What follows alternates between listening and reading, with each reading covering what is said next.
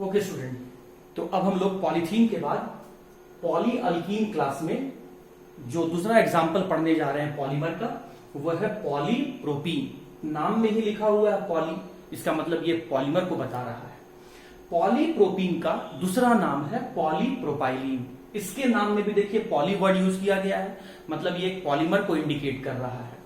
अगर आइलीन लगा हुआ है तो आइलीन is use for the common name for such type of compound which contain one double bond.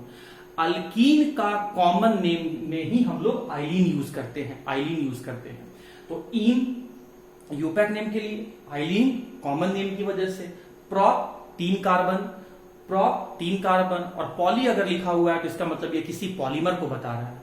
तो हम लोग अभी कौन सा पॉलीमर पढ़ने जा रहे हैं? पॉलीप्रोपीन या फिर पॉलीप्रोपाइलीन। कोई भी आप पॉलीमर पढ़ें उसके 4 पॉइंट्स को बिल्कुल आप पढ़ेंगे, 4 पॉइंट्स को बिल्कुल केयरफुली आप ऑब्जर्व करेंगे कि वो पॉलीमर किस मोनोमर से बना है, वो पॉलीमर का नेचर क्या है, और वो पॉलीमर को बनाने का रिएक्शन क्या है, फॉर्मेशन रिएक्शन क्या है, और साथ ही साथ उस पॉलीमर का हमारे डे टू डे लाइफ में, प्रैक्टिकल लाइफ में क्या यूज है। तो देखिए स्टूडेंट, जितने भी एडिशन पॉलीमर पढ़ेंगे सबका मोनोमर जो है उसके नाम में ही छुपा हुआ है। तो बताइए इस जो पॉलीमर है, इस पॉलीमर का मोनोमर क्या होगा? तो या तो प्रोपीन होगा या फिर आपका प्रोपाइलीन होगा। अगर हमें ये पूछेगा क्वेश्चन में कि बताओ पॉलीप्रोपीन का मोनोमर क्या होगा, तो हम प्रोपीन लिखेंगे। अगर हमसे पूछेगा कि पॉलीप्रोपाइलीन का मोनोमर क्या होगा, तो हम पॉलीप्रोपाइलीन कहेंगे। अब सबसे पहले हम इस मोनोमर का स्ट्रक्चर बना लेते हैं। तो प्रोप के लिए हमने क्या किया? 3 कार्बन ले लिया। इन के लिए हमने क्या किया? कार्बन के बीच में एक डबल बॉन्ड का फॉर्मेशन कर लिया, और जो बचा हुआ कार्बन है वो सिंगल बॉन्ड से जुड़ा हुआ होगा। अब कार्बन के वैलेंसी को सेटिस्फाई करने के लिए हम यहां पर हाइड्रोजन को ऐड कर देते हैं। तो यहां मैंने ऐड किया 3 हाइड्रोजन, क्योंकि कार्बन का वैलेंसी 4 होता है। यहां मैंने ऐड किया 1 हाइड्रोजन और यहां मैं ऐड कर दिया 2 हाइड्रोजन। ये तो आप समझते होंगे। तो इसका नाम क्या हो गया? प्रोपीन या फिर पॉलीप्रोपाइलीन। अब मैं थोड़ा सा इसको चेंज करता हूं, स्टूडेंट ध्यान दीजिएगा, एक ही बात है, कंपाउंड नहीं बदलेगा। ये जो आपका यहां पर डबल बॉन्डेड वाले कार्बन से मिथाइल ग्रुप लिखा हुआ है, इसको मैं नीचे ले आता हूं, नीचे लिख देता हूं, रहेगा तो आपका एक ही। अच्छा, ये क्या दिख रहा है अब आपको? देखिए ये ऐसे भी आपको दिख रहा होगा कि 2 कार्बन एक डबल, देखिए 2 कार्बन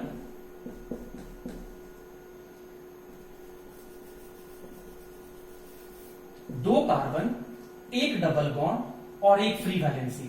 इसको हम लोग क्या कहते हैं? विनाइल। इसको हम लोग कहते हैं विनाइल। ये इसमें हम हाइड्रोजन भी ऐड कर देते हैं, तो इस ग्रुप का नाम है विनाइल। और इस विनाइल में क्या लगा हुआ है? इस विनाइल में यहां पर मिथाइल लगा हुआ है, मिथाइल लगा हुआ है, यही चीज यहां बना हुआ है। तो हम कह सकते हैं कि जब हम विनाइल ग्रुप के साथ मिथाइल लगाते हैं तो वो प्रोपीन को बताता है। एक ही बात है स्टूडेंट, हालांकि ये सब चीज मैं पहले भी डिस्कस कर चुका हूं। और अगर इस मोनोमर से मुझे पॉलीमर बनाना है तो इस मोनोमर का नंबर एटलीस्ट कम से कम 100 लेना होगा, और अगर हमें लॉन्गर चेन चाहिए, बड़ा चेन चाहिए, तो 100 मॉलिक्यूल से ज्यादा लेना होगा। तो 100 या 100 मॉलिक्यूल्स के लिए हम यहां पर मान लेते हैं कि हम इसका नंबर n ले रहे हैं। n indicates the number of monomer whose value may be equal to 100 और ग्रेटर देन 100। कैसे पढ़ेंगे इसको? n number of unsaturated monomer propene, unsaturated monomer propene. अब आप क्या देख रहे हैं कि हमने एक मोनोमर सेलेक्ट किया इस पॉलीमर को बनाने के लिए। उस मोनोमर के अंदर में हमें डबल बॉन्ड अनसैचुरेशन दिख रहा है। तो इसका मतलब है कि इस मोनोमर से जो भी पॉलीमर बनेगा वो पॉलीमर एडिशन पॉलीमर होगा। वो पॉलीमर कैसा होगा? एडिशन पॉलीमर होगा। मैंने आपको पहले भी बताया था कि अगर मोनोमर के अंदर में आपको डबल या ट्रिपल बॉन्ड दिखे तो वो बना उस मोनोमर से बनेगा जो भी पॉलीमर, वो एडिशन पॉलीमर होगा। लेकिन अगर आपको उस मोनोमर के अंदर में आपको कोई फंक्शनल ग्रुप कार्बोक्सिल एसिड या एमीन या फिर हाइड्रोक्सी फंक्शनल ग्रुप दिखे मोनोमर के अंदर में, तो वैसे मोनोमर से जो पॉलीमर बनेगा वो कंडेंसेशन पॉलीमर। उसके बाद हम क्या देख रहे हैं कि हमने एक ही टाइप का मोनोमर यूज किया है, इस पॉलीमर को बनाने के लिए सेम टाइप का मोनोमर यूज कर रहे हैं, इसीलिए ये जो पॉलीमर होगा ये पॉलीमर आपका होमोपॉलीमर होगा। वैसे पॉलीमर जो एक ही तरह के मोनोमर के मिलने से बने हो, वैसे पॉलीमर को हम लोग होमोपॉलीमर कहते हैं। अब हम क्या करेंगे, इसके ये पॉलीमर कैसे बना उसके रिएक्शन को दिखाएंगे। तो हमने सबसे पहले 100 या 100 से अधिक मॉलिक्यूल प्रोपीन का ले लिया। अब हम लोग सबसे पहले इनिशिएटर यूज कर रहे हैं। इनिशिएटर के लिए हम लोगों ने क्या यूज किया, बेंजोइल पेरोक्साइड यूज किया। उसके बाद हम यहां पर कैटलिस्ट डाल देते हैं ताकि मेरा जो पॉलीमर यहां जो पॉलीप्रोपीन बनेगा उसके बनने का रेट, स्पीड जल्दी हो, मतलब कम समय में बन जाए, जल्दी बन जाए और बनने का परसेंटेज भी ज्यादा हो। तो कैटलिस्ट के फॉर्म में हम लोग यहां पर क्या यूज कर रहे हैं, ध्यान दीजिएगा।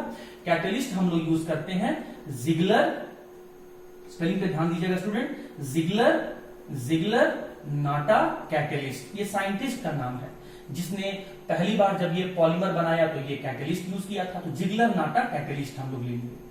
अच्छा, अगर आप कई बार ऐसे एग्जाम में तो पूछा नहीं है, बट अगर आप जानना चाहते हैं कि जिगलर नाटा कैटलिस्ट का फॉर्मूला क्या है तो मैं बता देता हूं। सबसे पहले हम लोग लिए इथाइल, कितना मॉलिक्यूल लिए, 3 मॉलिक्यूल। तो इसको हम लोग क्या पढ़ेंगे, ट्राई इथाइल। और ये तीनों इथाइल किससे जुड़ा हुआ है, एल्यूमिनियम से। तो इसको क्या पढ़ेंगे, try ethyl aluminium plus titanium नाम का मेटल, टाइटेनियम टेट्राक्लोराइड। तो इस मिक्सचर को हम लोग कहते हैं जिगलर नाटा कैटलिस्ट। मैं फिर से रिपीट कर दे रहा हूं, triethyl aluminium with tetrachloride titanium is known as the Ziegler Natta catalyst. ठीक है, अब मुझे इस मोनोमर से पॉलीमर बनाना है। तो एडिशन पॉलीमर बनाने का मैंने आपको तरीका बताया था स्टूडेंट कि पाई बॉन्ड को तोड़िए, 2 सिग्मा बॉन्ड बना दीजिए। एक सिग्मा बॉन्ड आप हेड वाले कार्बन पे, एक सिग्मा बॉन्ड आप टेल वाले कार्बन पे। तो मैं यहां पर पहले हेड वाला कार्बन लिखा, ये मैं यहां पर टेल वाला कार्बन लिखा। टेल वाले कार्बन से एक ब्रांच लगा हुआ है, ब्रांच में मिथाइल ग्रुप लगा हुआ है। हेड और टेल वाले कार्बन के बीच में 2 बॉन्ड था, एक सिग्मा और एक पाई। तो पाई बॉन्ड टूट गया तो एक ही बॉन्ड बचा, सिग्मा बॉन्ड बचा। हमें क्या हमें करना था, इस पाई बॉन्ड को तोड़कर 2 सिग्मा बॉन्ड बनाना है। एक सिग्मा बॉन्ड हम कहां बनाएंगे, हेड वाले कार्बन पर। एक सिग्मा बॉन्ड हम कहां बनाएंगे, टेल वाले कार्बन पर। अब इस सिग्मा बॉन्ड को हम लोग क्या पढ़ेंगे, फ्री वैलेंसी। इस सिग्मा बॉन्ड को हम क्या पढ़ेंगे, फ्री वैलेंसी। इस फ्री वैलेंसी के कारण ये कार्बन अपने पीछे वाले कार्बन से जुड़ते जाएगा। इस फ्री वैलेंसी के कारण ये कार्बन अपने आगे वाले कार्बन से जुड़ते चला जाएगा और ऐसा एक लंबा चेन का फॉर्मेशन हो जाएगा, पॉलीमर का फॉर्मेशन हो जाएगा। जितना मॉलिक्यूल हम यहां पर लेंगे उतने टाइम ये जुड़ते चला जाएगा। हम n टाइम लिए हैं मॉलिक्यूल, तो ये n मॉलिक्यूल लिए हैं तो ये n टाइम जुड़ते चला जा रहा है, n टाइम जुड़ते चला जा रहा है, n टाइम जुड़ते चला जा रहा है। अब इसका नाम के बारे में बात करेंगे तो ये पॉलीमर है तो इसके नाम में पॉली तो आएगा ही आएगा, साथ ही साथ जो इसका मोनोमर का नाम होगा वही लिख देना है। तो मोनोमर का क्या नाम है, प्रोपीन। तो इसका नाम क्या हो गया, पॉलीप्रोपीन। अब जरा गौर करो, आप यहां पे आपने इनिशिएटर यूज किया, फ्री रेडिकल मैकेनिज्म से बना रहे हैं, मोनोमर में आपको अनसैचुरेशन दिख रहा है, बाई प्रोडक्ट कोई नहीं बना हुआ दिख रहा है, कुछ बना हुआ नहीं दिख रहा है। तो इसका मतलब ये जो पॉलीमर है ये आपका एडिशन पॉलीमर है। एग्जाम में क्वेश्चन क्या पूछेगा, आपको नाम लिख के दे देगा, आपको ये पॉलीमर का नाम लिख के दे देगा और पूछेगा कि बताओ इसका मोनोमर क्या है, इसके मोनोमर का स्ट्रक्चर क्या है और इसका रिएक्शन कैसे होता है वो भी बताओ। तो मोनोमर क्या है, प्रोपीन। उसके बाद इस प्रोपीन का स्ट्रक्चर क्या है, तो ये रहा प्रोपीन का स्ट्रक्चर। विनाइल में आप मिथाइल ग्रुप लगा दो या सीधा सीधा 3 कार्बन एक डबल बॉन्ड जोड़ के बना दो, प्रोपीन बन जाएगा। उसके बाद अगर आपको रिएक्शन दिखाना होगा तो क्या करना है, एक पाई बॉन्ड को तोड़ना और 2 सिग्मा बॉन्ड को जोड़ देना। कोई पूछे कि कैसे एडिशन पॉलीमर है तो आप 4 रीजन दीजिएगा। क्या रीजन, पहला रीजन दीजिएगा कि इसका जो मोनोमर है वो अनसैचुरेटेड कंपाउंड है, इनिशिएटर के हेल्प से बन रहा है, फ्री रेडिकल मैकेनिज्म से बन रहा है और कोई बाई प्रोडक्ट नहीं बना है। इसीलिए ये जो मेरा पॉलीमर है जिसका नाम पॉलीप्रोपीन है वो एक एडिशन पॉलीमर है। और अब रहा बात स्टूडेंट इसका यूज का, 4th पॉइंट क्या है, यूज। कोई भी पॉलीमर अगर हम लोग बना रहे हैं तो उसका कुछ ना कुछ तो यूज करेंगे, आखिर ऐसे ही लैब में क्यों मेहनत करें, कुछ ना कुछ तो अगर हम मेहनत किए हैं, अपने लिए कुछ बनाए हैं, उस पॉलीमर को बनाए हैं, तो इसीलिए बना रहे हैं ताकि वो ह्यूमन बीइंग के काम आ सके, ह्यूमन वेलफेयर के लिए काम आ सके। तो इस पॉलीमर का क्या यूज है? इस पॉलीमर की हेल्प से हम लोग कारपेट्स बनाते हैं, कारपेट्स बनाते हैं, ऑटोमोबाइल का पार्ट्स बनाते हैं, ऑटोमोबाइल का पार्ट्स बनाते हैं, ऑटोमोबाइल का पार्ट्स बनाते हैं। साथ ही साथ इससे रोप्स भी बनता है, रोप्स भी बनता है, और भी बहुत सारा है। ग्रामोफोन रिकॉर्ड भी बनता है, ग्रामोफोन रिकॉर्ड्स, ये इसका यूज है। तो आपको जो भी यहां पर इस बोर्ड से आपको जो भी लग रहा हो कि ये पॉइंट आपके नोटबुक में, नोट्स में नहीं लिखा हुआ है, तो आप इसको नोट डाउन कर लीजिए। और अगर इसमें किसी भी टॉपिक में आपको कोई डाउट है तो you are most welcome to share your doubts with me. उम्मीद करते हैं स्टूडेंट आपको पॉलीप्रोपीन भी समझ में आ गया होगा। अब हम लोग आज पॉलीस्टाइरीन भी डिस्कस कर लेते हैं। लास्ट टॉपिक पॉलीस्टाइरीन आज का।